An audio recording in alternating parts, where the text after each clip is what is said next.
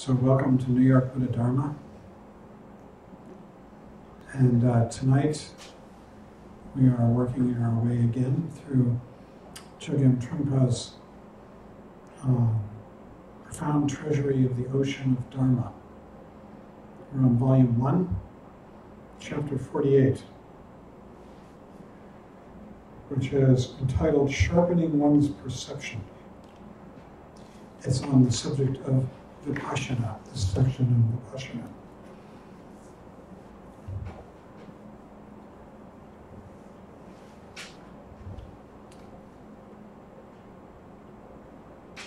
So, in Buddhist meditation, there are these two streams. One is shamatha, and the other is Vipashyana. Shamatha is the practice of training one's mind to focus one-pointedly on an object. It's a practice that can be done with the breath. It's often done with mantra. And there one needs to be careful not to get caught up in the religiosity of the words. You could just as easily be saying Mickey Mouse as Om Mani Padme Om. But the idea is to focus one's mind clearly and one-pointedly on the object. And this practice is something that is practiced in the Hindu tradition as well as in the Buddhist practice of shamatha. And Buddhists call it, in fact, the common practice because it's held in common by both Hindus and Buddhists. Vipashyana, on the other hand, is really the core practice in Buddhism.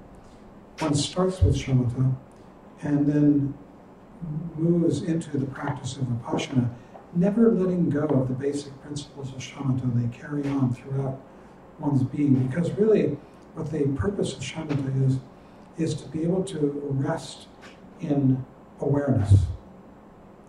Awareness, in this case, one is training with a single object, like the breath.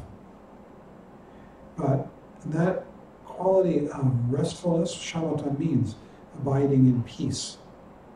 The word shamatha in Sanskrit, in Tibetan it's shine, and it means abiding in peace or resting in peace or dwelling in peace. And the peace comes because one is cut through thought. Thought is full of anxiety. Thought is always about movement, of wanting to get to a better place, which is not at all peaceful. And one is simply resting in the awareness of the present moment, using an object of awareness to sort of as a hook or a handle to bring oneself back out of the Sturm und Drang, the storm and thunder of thought. Thought's always about drama, stories, fragments of stories about me, who is the hero or the heroine of the story.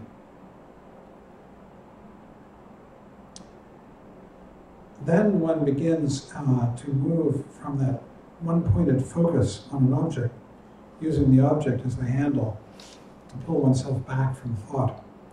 And instead, you begin to widen your focus. And you can take this whole present moment, the space of this present moment. We are living in the middle of space. Space is what is the environment which allows the phenomena to arise and pass away. It's like a cornucopia.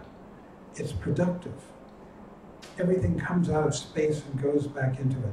These words arise out of nowhere, which is the space, and go back into it. This gesture appears out of space and disappears back into it. All of the 6 knowables, which are visual objects, auditory objects, hearing, smell, objects of smell, taste, tactile objects, that's the touch, and mental objects, all of them are arising out of nowhere in the present moment and disappearing back into it. As you turn your head, the visual objects disappear and new ones arise. As your attention shifts, as thoughts come and go. And Vipashyana is the ability to rest in this space, to become one with this space, which is infinite. It has no boundaries.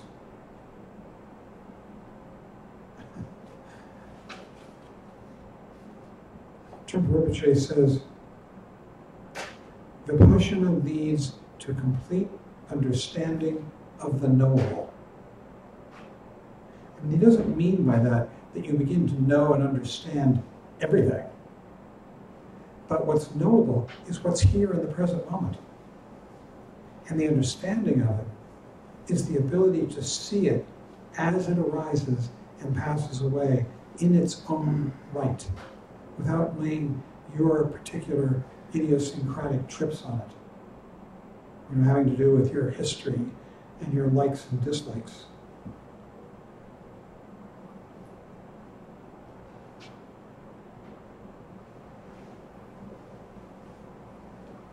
So, the complete understanding of the knowable. And there are 6 discoveries that one can make. Now, I found this chapter rather difficult. I didn't understand all of the 6 discoveries. I think we need to look at some other sources perhaps as well. But we can understand roughly what he means. And roughly what he means is this, that when one relaxes one's mind and comes into this realm of non-thought in the space of this present moment, this space is both spatial and temporal.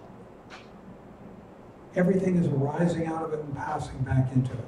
So it's spatial, like I can move my arm through it, and it's temporal. These words arise in time and pass away in time. And it includes all of the knowables in this present moment. And by resting here clearly, without seeing this through our scheming, dramatic thoughts, which are always about some story, we can actually begin to understand, have complete understanding. That's what he says, complete understanding of the knowable.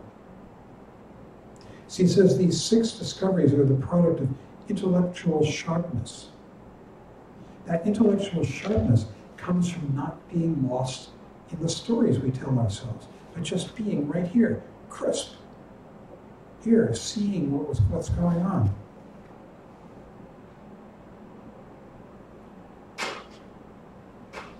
And there's 6 types of this intellectual sharpness, which he calls discovery. It's like you're discovering the newness, the freshness, and the qualities of this world, which is made up of 6 different kinds of things. It's really, we're giving up a huge amount when we come into the present fully. What we're giving up is our goal orientation, our idea of who I am and where I'm going and what I want to have happen. You know, sort of the purposefulness. We're giving all of that up and we're just coming here and resting in this present space with what is in the moment. That doesn't mean that we become stupid and forget how we got here, or forget that at the end of the evening we're going to leave and go out into the city and the rain and go home. All of that is contained in this present moment. It's the product from the past, and the implication for the future is all contained in this present. But what's not contained in the present is our dramatic, ego-oriented stories about self-aggrandizement and self-preservation, which are just myths. So the first of these 6 discoveries is called meaning, discovering the meaning of words. Dun, solwa, solwa. Solwa is the word he's translating as discovery, and dun has the sense of profundity, meaningfulness. And he says, the Dharma, the teachings, the truth, is a matter of waking up to what is already here. rather than to painfully acquiring something you don't have. There's a tremendous amount of letting go. It's, in a way, it could be very depressing for ego, because you have to give up your idea that somewhere, someday, somewhere, you're going to make it big. You're going to have a better way of being. That dream, that hopefulness. And instead, you just come present. There's a tremendous giving up, of letting go, of groundlessness. The ground, you see, is provided by our purposefulness, our idea of where we've come from and where we're going to go to, the better place to be. We're always looking for a better place to be, and even if we're somewhat hopeless, then we might kill ourselves trying to get to a better place to be. And this is not about that. This is about relaxing into this present and working with what we're given. This is the understanding of how language works, he says. It's beginning to realize that the way in which we describe things in words determines how we find meaning in them, how we find purposefulness, how we find our confusion in them. And he talks about the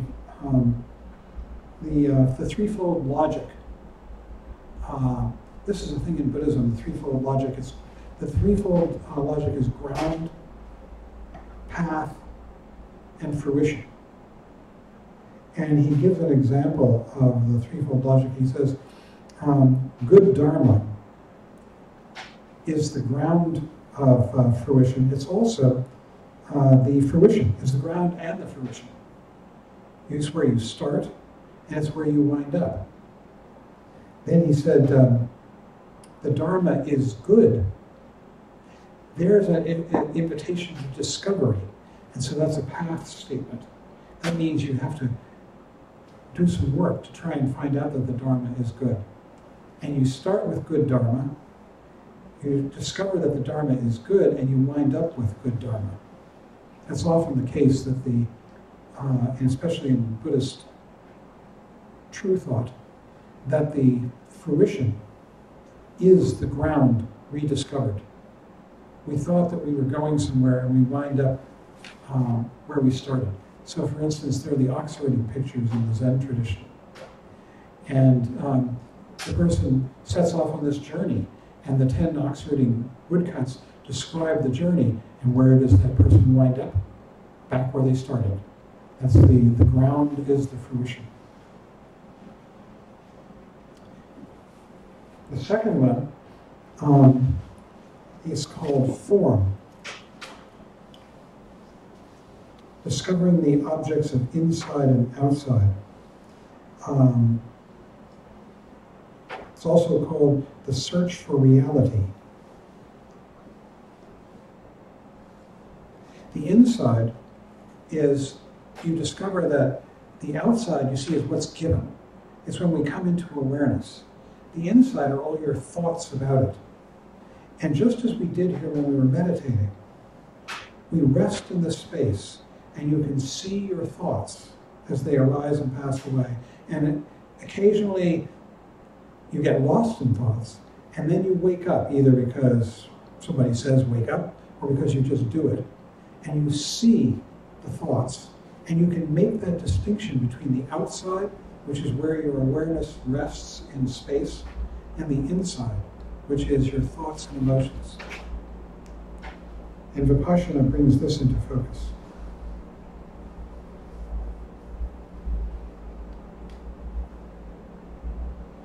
He says the third discovery is discovering the nature of perception. And what this really has to do is to discover the nature of thought.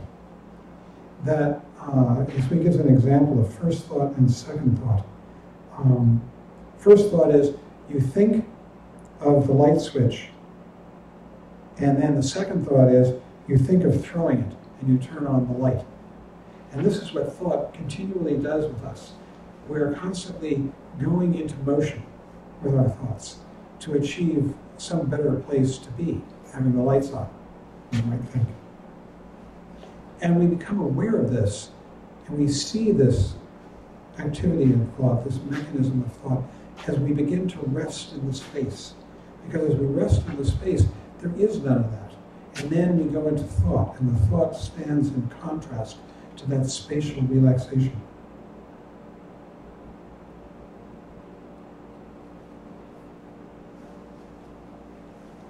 And then the third, we've got 1, 2, 3. The fourth is called discovering sides. And what this has to do is seeing how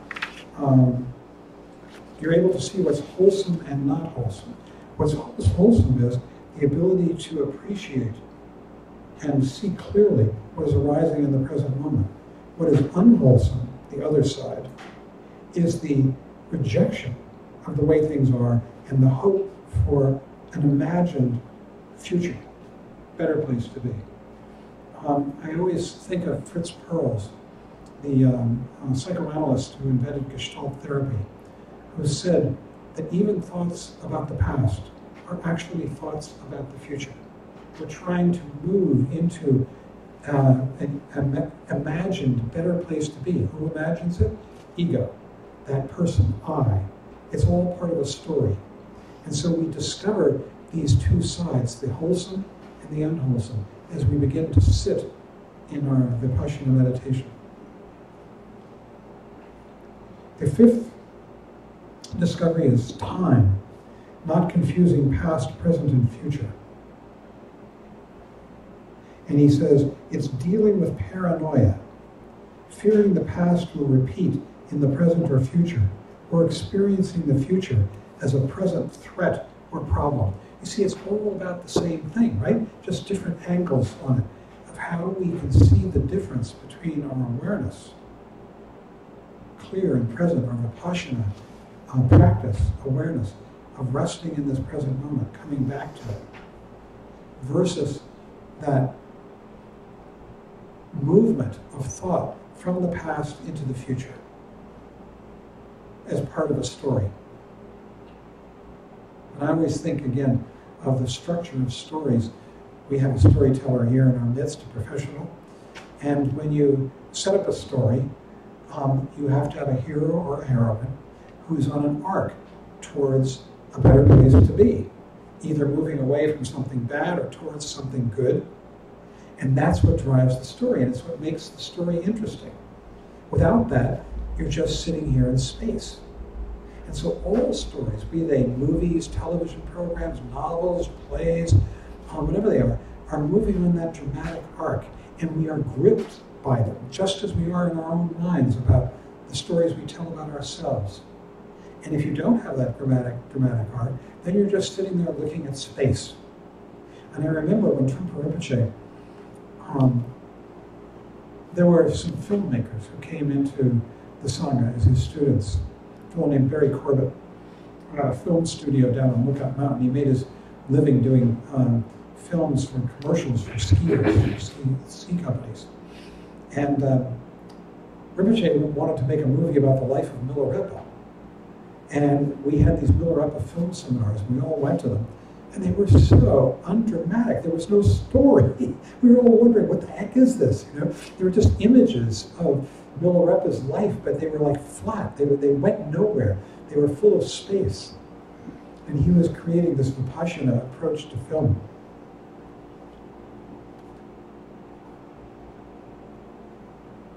And he says, you have power over the present. Take advantage of that, he says. The past is contained in the present, and the present will breed the future. You know how to act now. You have power over the present. Because of this realization, you do not feel trapped in any way. You have confidence and dignity. You see, if you're constantly being hopeful, hope and fearful, fearful about what might be, hopeful for what might be, there's no dignity or presence in that. Then we're just these craven little people who are sort of working out of hope and fear. And then he says this, and I highlighted this particularly. By practicing Vipashyana discipline, you are trying to get out of karmic encirclement. You see this thing of moving from the past to the future, hope and fear. That's karma. The stories that we tell that are driven by that enslave us. The stories we tell about ourselves. That is the meaning of being in the karmic chain. And he says, you are trying to get out of the karmic predicament by practicing Vipashyana. You are trying to cut through karmic cause and effect so that you can realize your dignity and elegance. You can be arrogant in the positive sense because you can cut through the vicious circle of karma by applying the techniques that have been presented to you.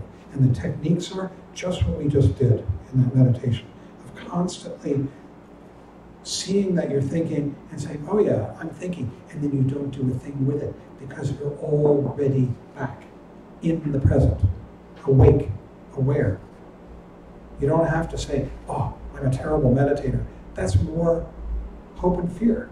That's hope that if I really, really, really beat myself up, then I'll become a good meditator and I'll get enlightened. And it's just antithetical to what we're actually doing. And then the last one, the last discovery is insight. Rigpa, sola. Rigpa is a huge word in the tradition. But here he's not talking about the absolute Rigpa. He's talking about Rigpa in the sense of understanding of karma. And he says it's based on trusting the norm of truth that exists in the phenomenal world. The working of karma as well. If you kill, you get killed sometime in the future. And it's like, if we are enslaved to these stories, we will live them out and they will come and bite us in the butt. We will be constantly playing them out again and again, these stories that we tell about ourselves.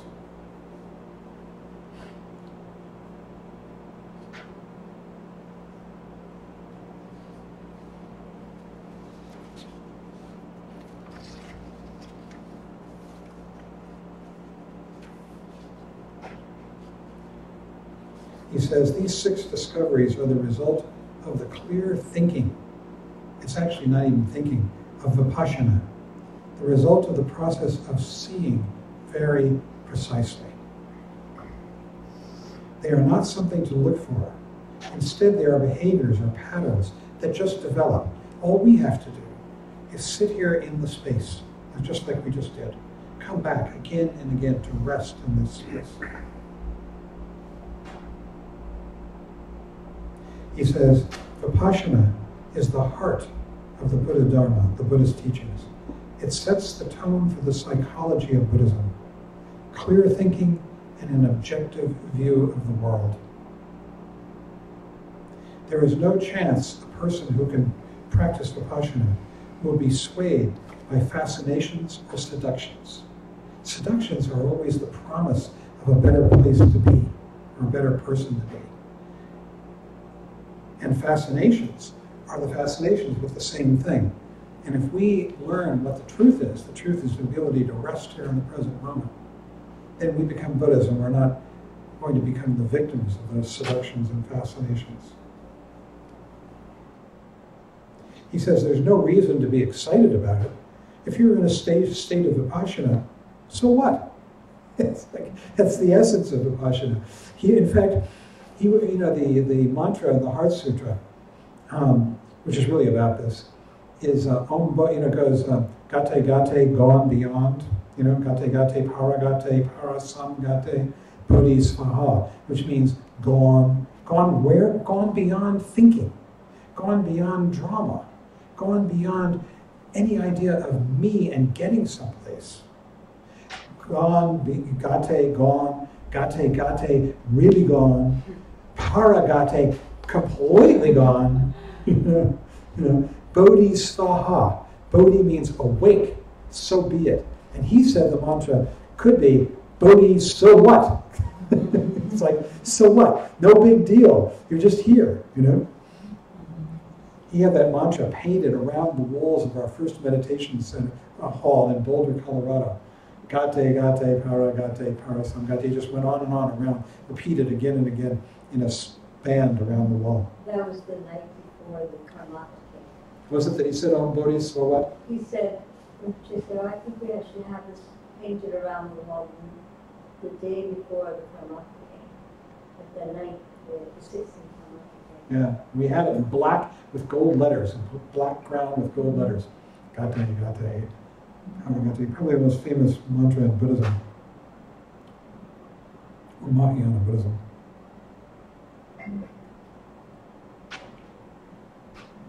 So the Vipashyana vision, the experience, leads to this very important quality of wisdom. It's called discriminating awareness wisdom. And that comes from relaxing our mind into this space of the present moment. And then he says, so finally, so in Buddhism, we are doing more than purely relating to our meditation practice in the shrine hall. We are training in how to live our life. So, as we sit, and practice Vipashyana, and we're just relaxing here in the present, you can get up and do that as you walk down the street, as you drive a car, as you talk to a friend. Come back again and again. Come back out of the stories of thought. Those stories are all about a very personal me. John, Kevin, Becca, Marie, Tara, Lane, Rochelle, whomever. And the me has these stories about me, about my past, about my failures and my successes, my virtues that I remember from my past. They're just stories. And about my future, what might happen to me, what terrible things might happen to me, what wonderful things might happen to me. And we constantly conjure these up. And if they're terrible things that might happen to me, then we say, well, I'm depressed. And we might actually kill ourselves because we want to avoid these terrible things. And if we say, there are wonderful things that are going to happen to me, then we're excited. It's like Christmas is coming. We're going to get this tree. And all of it is imaginary. And so we practice waking up, coming back into the present. And that's the way one becomes a Buddha, awake. And I find, personally, we can talk about it, it's disappointing, And I remember a friend of mine took refuge with Lama Chinam. Lama Chinam's a teacher out on his main places. He lives in Oregon, and his consort is Sangye Khandra. She's an American. Lama Chinam is a Tibetan. And he always uses Lama, but actually he's a Khenpo, which is a very learned person. And my friend described going in and talking to Lama Chinam, the preceptor, when you give refuge, interviews each person unless they already know them. But if they don't know them, they interview them. And my friend said that Lama Chinam told him that the path involves losing your personal identity. That personal identity that's associated with Marie, John, Lane, whomever, that you have to lose that, because that personal identity has all this history in it about what's good with me, what's bad with me. It has all this future in it about what I'm hoping for, I don't want, I'm afraid of. And it's all imaginary. And it all keeps us in this constant rat race, pursuing our hopes and running from our fears. And it's the stuff of suffering. Those little stories about me. So that's all I've got for this, to talk about this chapter. These 6 discoveries. Isn't it amazing? Vipashyana is really, it's the ultimate practice. It's in a way, it's sort of a beginning practice. You get it right after shamatha. You could still be in the Hinayana, moving into the Mahayana, much less Tantra. And yet, it is what takes you all the way to the end, through Tantra, to the very end, past Mahamudra and Chögyam, and to Buddhahood. It changes names, but it's the same practice. This practice of resting in the space of reality, the space of this present moment. Space is such a huge word in Tibetan Buddhism, especially in Vipashyana Buddhism, the Tantra. The word in Tibetan is yin, yin. And a teacher that I'm studying with now, Khenpo Namdrol, is teaching, he's been working his way through Longchenpa's 7 or 6 treasuries, I always forget. Longchenpa may have been, Trungpa Rinpoche felt Longchenpa. I asked him once who was the greatest of all the teachers, and he said Longchenpa, all the Tibetan teachers. And he lived in the 14th century, Nyingma, taught Chögyam, the great perfection. And his texts are still regarded as like the ne plus ultra of Chögyam texts. And one of the texts, probably the most famous text, is called the Chögyam Tzu. Tzu means treasury. They're all treasuries. Each one of these texts, these 6 or 7 texts, is a treasury. And they have the word treasury as their last word. But Chögyam means, Chö is the word for Dharma, and Ying is the word for space. So it's the space of the arising of phenomena. Dharmas are phenomena in this sense. And it's the treasury that reveals the truth of the space of the arising from which all phenomena arise. It's like space is the great womb. It's also the great charnel ground, the great burial ground. And that's what we're meditating on when we do Vipashyana. We're meditating on space. It's so profound. The chapter next week is a humdinger. You should read it. It's very short. What is it, chapter 49, I think? It's really about this. It's quintessential. Chapter 49, on that, because this was 48. And it's a beaut. Rochelle's going to talk about it next week. I mean, this is supposedly Hinayana stuff. This is the way Trungpa Rinpoche taught. He taught Chögyam in the guise of Hinayana. Chögyam is the great perfection. It's the most advanced teaching. And I want to teach a course maybe next fall for a select group on the Chögyam Tzu, the treasury of the Dharma Dhatu, the treasury of the space of phenomena. It's what I'm being taught right now by Khenpo Namdrol. And we can't use the texts that that is being translated for him because he restricts it, but there are other versions of it that we can use. And a friend of mine is using one, Michael Fagan, up in Boston. He's using the one that was done by the Padma translation group, Richard Barron. And he says it's just fine. And we could study Chögyam. We could leap to the most advanced topic, maybe. I asked Khenpo Namdrol for permission to teach this. And he said 2 conditions. People have to have enough background, and they have to have the proper devotion. It means they have to be committed, serious practitioners. It's the most precious stuff there is in Tibetan Buddhism, really. Although it's all pretty true. So I'm going to stop. Comments? Marie.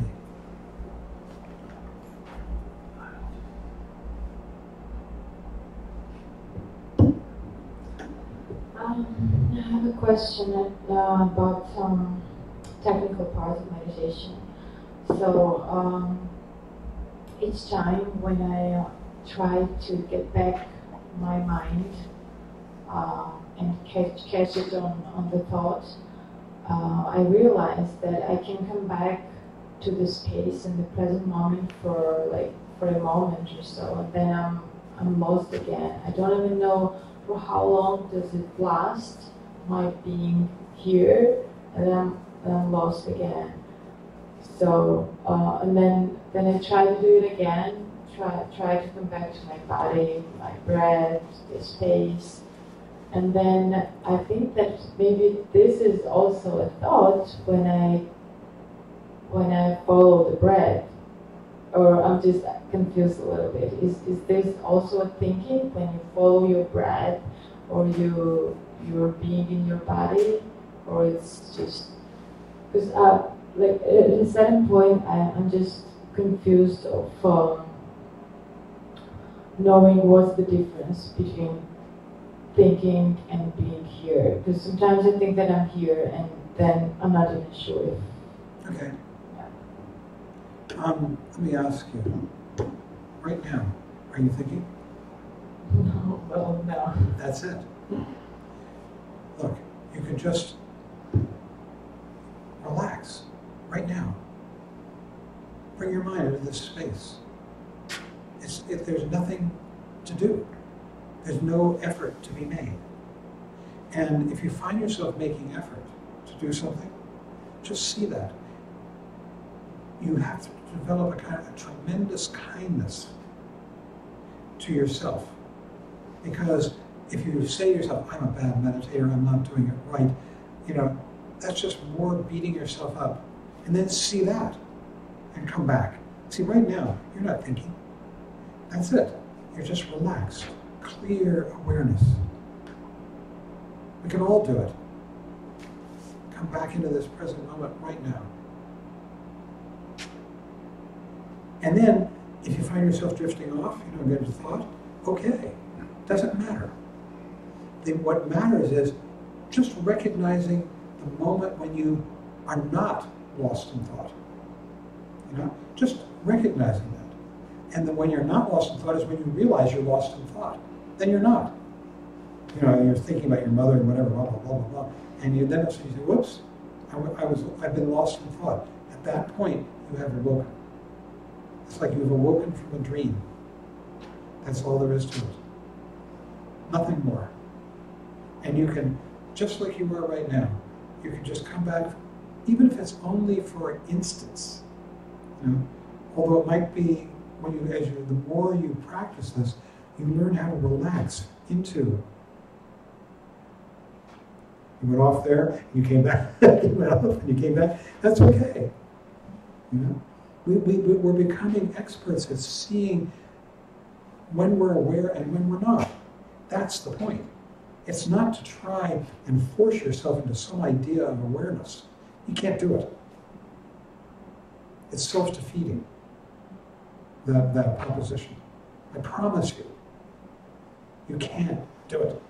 But what you can do is you can just relax and acknowledge those moments of awareness. And it may be, I remember Trungpa saying, you might sit for an hour and have cumulatively moments that total up 5 minutes of awareness. Fine.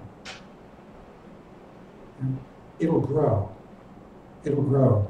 You learn how to relax into it. The point is that you're learning how to be with yourself purposelessly. How to be with yourself means that you're allowing all this thought to arise and pass away, and that you can sit there. Now, there are people who can't. And, so for instance, when we do Datums, that's a month-long program, it's pretty predictable that usually there's going to be 1 or 2 people who can't do it.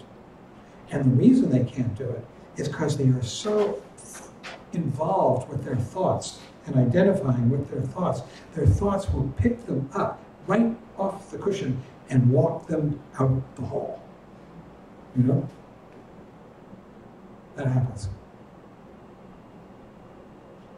And so what you want, when a person goes into individual retreat, for instance, like Lane is going to do, you have to have enough background, enough practice in learning how, it's a very brave thing to just sit there and let whatever is coming up come up and pass away.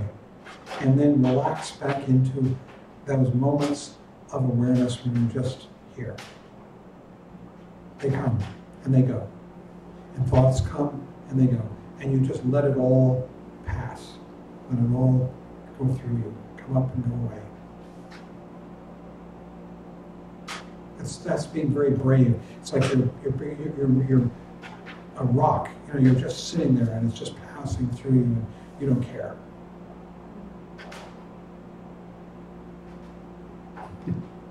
Either that or you're very naive. Right. That's good too. Maybe that kind of naivete is a good thing. And I want to thank, we have a donor who gave the money that is helping Lane go into retreat. And we've been in touch with him. He's in Australia. So he'll listen to this talk. And we want to thank him. He gave money because he likes the Dharma teachings that we're doing. He was very kind and generous of him. And thank you. From me too, thank you. Yeah, from Lane says thank you.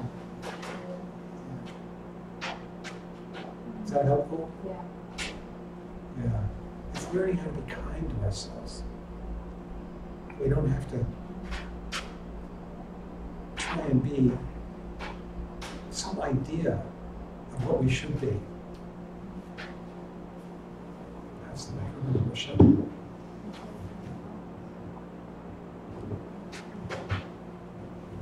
Because we're starting from a place of enlightenment already.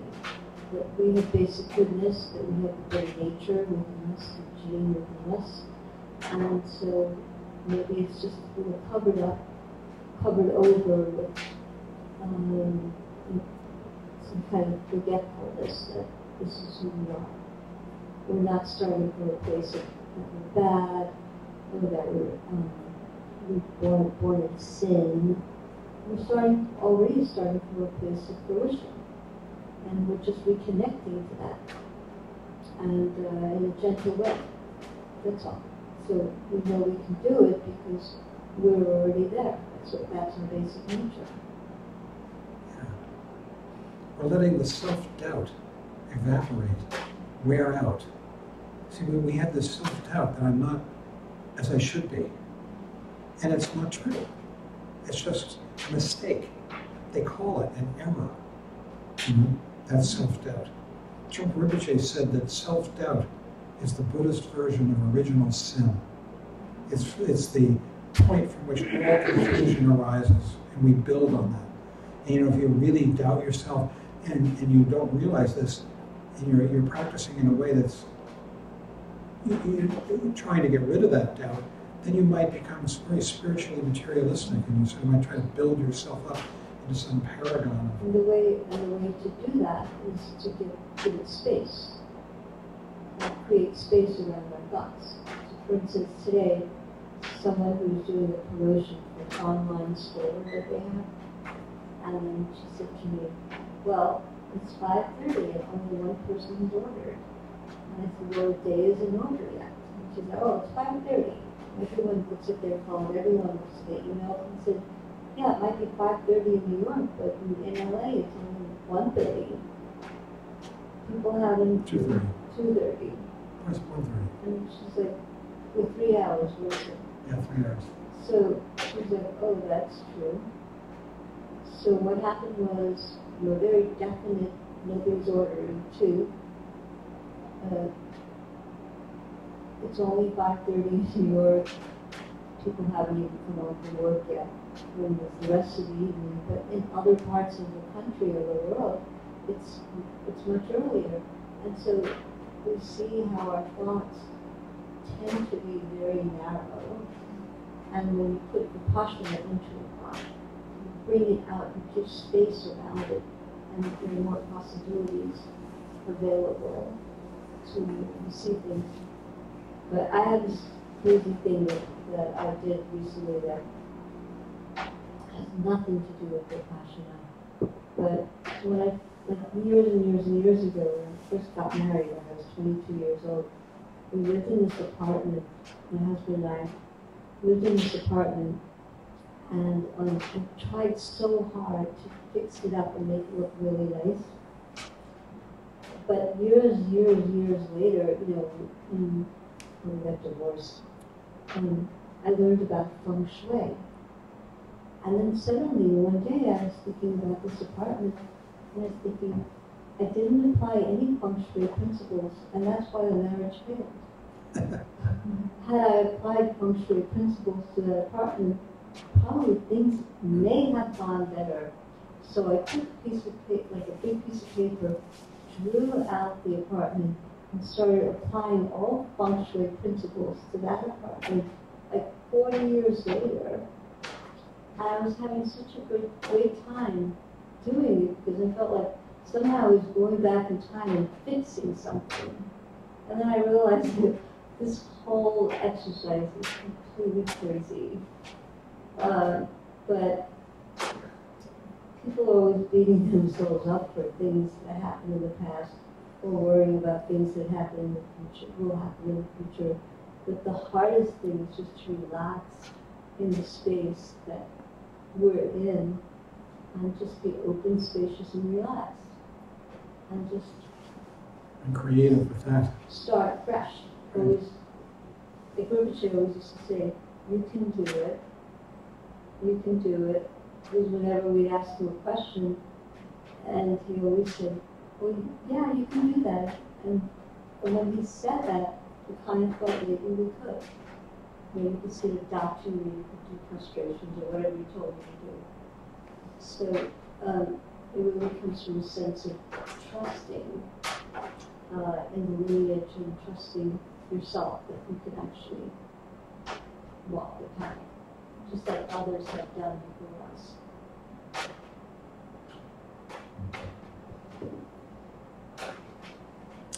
Maybe we should end at this point. I have a couple of announcements. The Westchester Buddhist Center is having its annual retreat February 17th through 7 days after that, would be the 24th, I think, and at the Garrison Institute. If you are interested in going and you want to apply for a scholarship, go onto the website, the Westchester Buddhist Center website, and it'll walk you through. If you have any questions, call me. I'll help you. Okay? And do we have any other announcements? I don't think so. Oh, yes, something. One second. I was asked to make an announcement. Oh, Carrie. Carrie Tamura.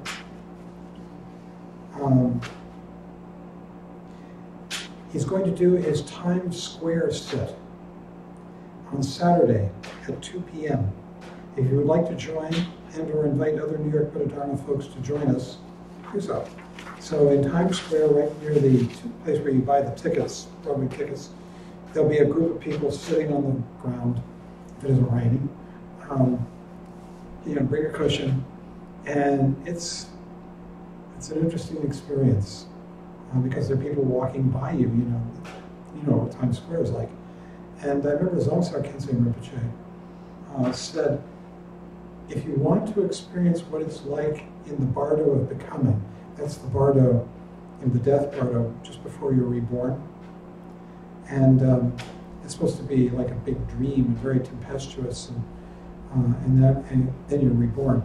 He said, go try meditating in Times Square. So it's a challenge to sit there and know that people are looking at you and you project onto them what you think they're thinking about you and all that kind of thing. But it's really great to do. It's a very powerful exercise. So 2 p.m. Times Square. Carrie will be there. Okay. What day is it? This coming Saturday. Let me just make sure. Is there an exactly dress? Huh? He didn't. It's just. But if you go to Times Square, you know where they have the ticket booth thing. You can't miss them. This Saturday at 2 p.m.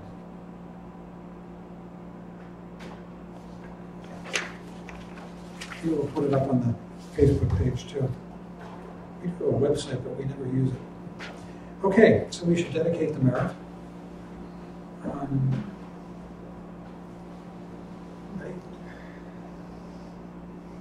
By this merit, may all attain omniscience, May it defeat the enemy wrongdoing. From the stormy waves of birth, old age, sickness, and death. From the oceans of samsara, may I free all beings. By the confidence of the golden sun of the great east, may the lotus garden the victim's wisdom bloom. May the dark ignorance of sentient beings be dispelled. May all beings enjoy profound, brilliant glory.